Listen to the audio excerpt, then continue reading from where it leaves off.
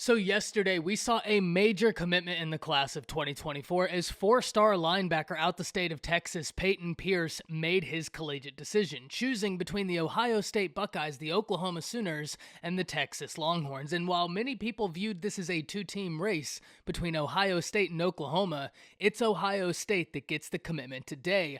We have got to break this down. We need to talk about what this means for Ohio State, but we've also got to talk about where does Oklahoma go from here.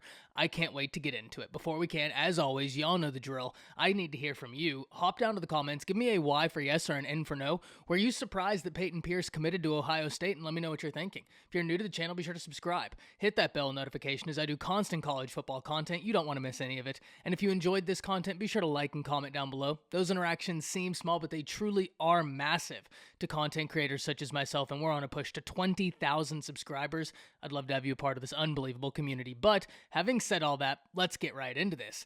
And Peyton Pierce is a massive win for the Ohio State Buckeyes. He comes in as a top 200 prospect regardless of position in all of high school football, specifically coming in as the number 151 prospect in the nation. He's a top 15 linebacker coming in at number 15 and number 27 in the state of Texas, a state so loaded with talent on a year-in, year-out basis.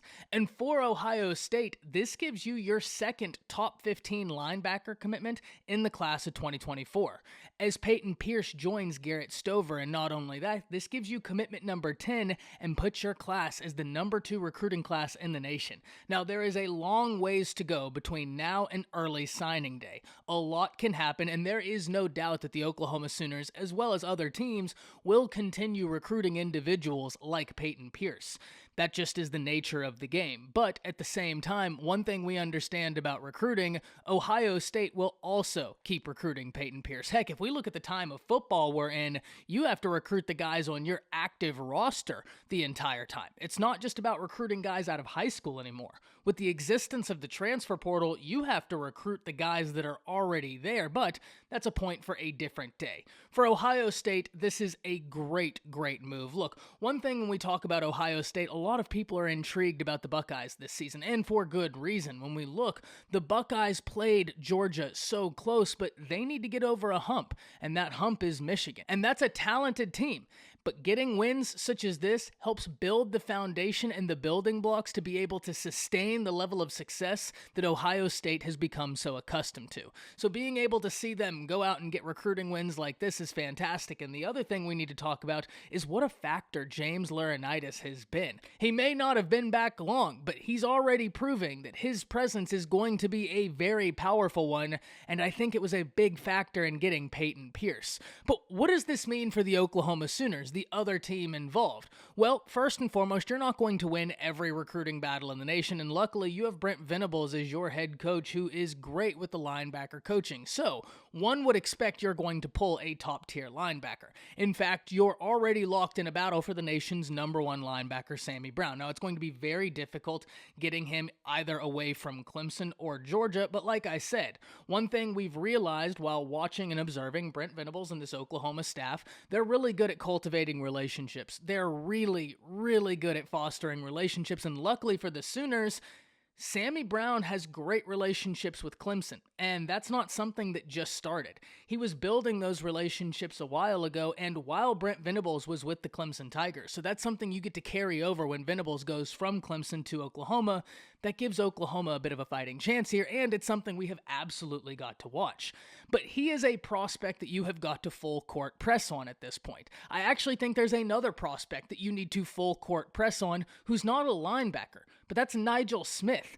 Because whenever Peyton Pierce committed to Ohio State and he had his commitment graphic that said committed to the Ohio State Buckeyes and they had Peyton Pierce in Ohio State jersey, Nigel Smith quote tweeted it and said, "We would be a tough duo."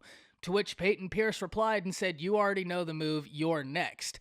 If you're Oklahoma, even though this is just kids on Twitter basically congratulating a friend, someone they know that just made a massive decision, you want to full court press Nigel Smith, Because one thing we do know, as good as Oklahoma can recruit, so too can the Ohio State Buckeyes. They recruit at an elite level year in, year out. And while I'm a big Todd Bates fan, I don't think you want to let the godfather of defensive line coaching, Larry Johnson, get his hands in there and really start full court pressing. So for the Oklahoma Sooners, there's no question that this is a guy you really wanted in your class. This is a guy that you almost expected to have in your class. But at the end of the day, there's a lot of time left between now and National Signing Day. I don't have any expectations that Brent Venables and the Oklahoma staff are going to cut contact with Peyton Pierce. I think they'll certainly be after him, but there are several other names that now Oklahoma is going to have to start recruiting, including a Sammy Brown. And at this point, not only do you need to full court press on Sammy Brown,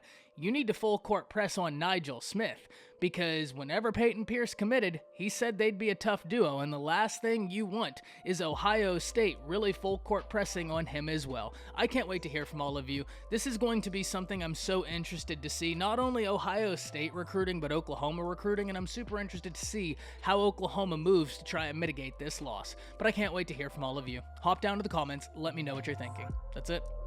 See ya.